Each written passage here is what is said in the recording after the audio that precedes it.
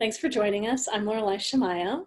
We're Metaphysical Empowerment and Wellness Events. We have events throughout the Northwest.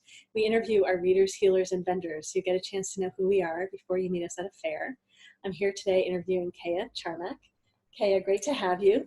Please share a bit of what's the history of how you evolved into your work.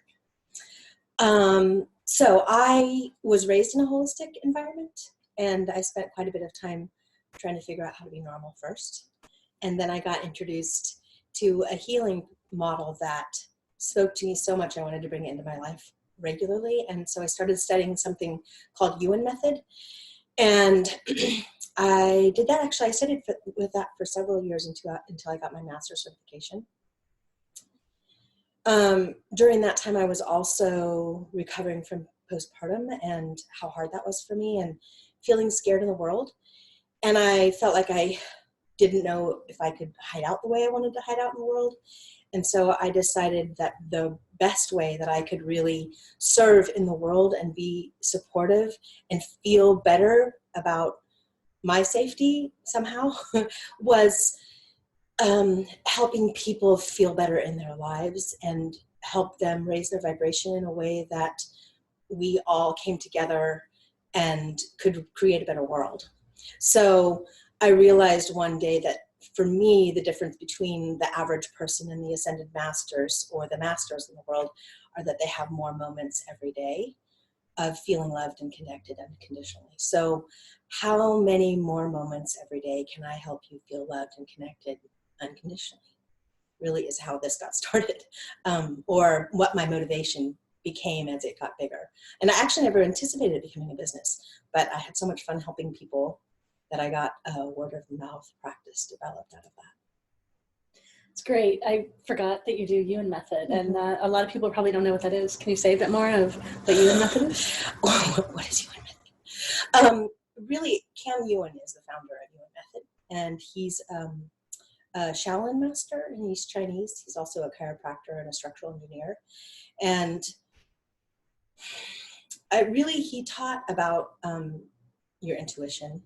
He taught me, as I was mostly learning through osmosis and demonstration, but it was learning about trusting my intuition and following the energy, and very little of the esoteric or spiritual that I've brought in on my own, because I have so much, it feels like I participate with more energy than just whatever I am.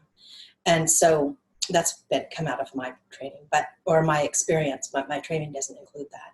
And I don't know if does that answer your question about Yuan? Say a little bit more about what it is like doing a session with someone. Okay. So what is the experience of it? It's really just about moving energy. And there's not a lot to say about it.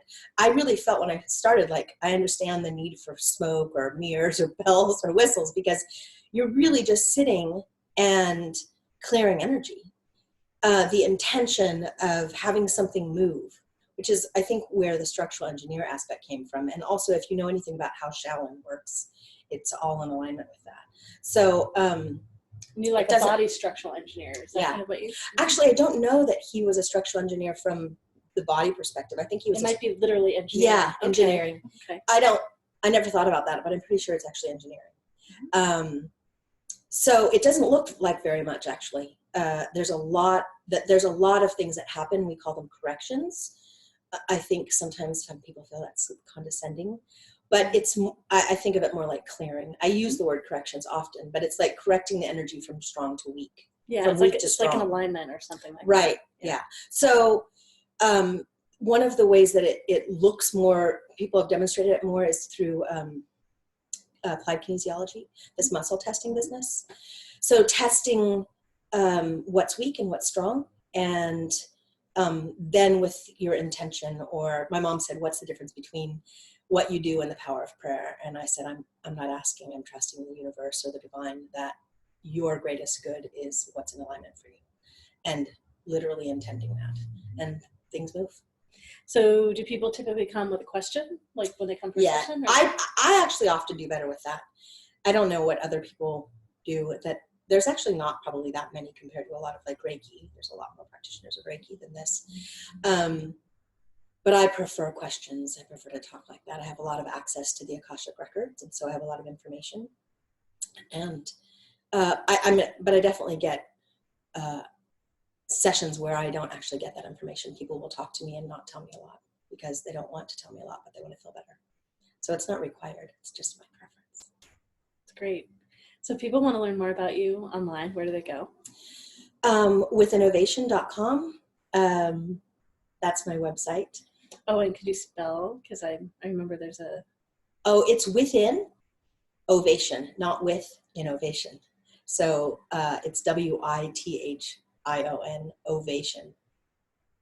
How do I spell that? WITHIN. Yeah, yes. Ovation. What did I say? Did I say something? It's okay, we got it right. Okay. And then it's .com? Yes. Right. And I feel really confident about my Facebook profile because I work on that periodically. My brother put together my website and what I consider is a website presence, nothing more. So you can find me there. I actually think maybe even my phone number's there. Otherwise, you can message me on Facebook. That's the best way to reach me. Great. Well, you can find Kaya at our fairs. We're MetaphysicalEmpowermentEvents.com. Yes. We're currently throughout the Northwest in Seattle, Portland, Salem, Eugene, and we're also online now, so you can meet us from your living room.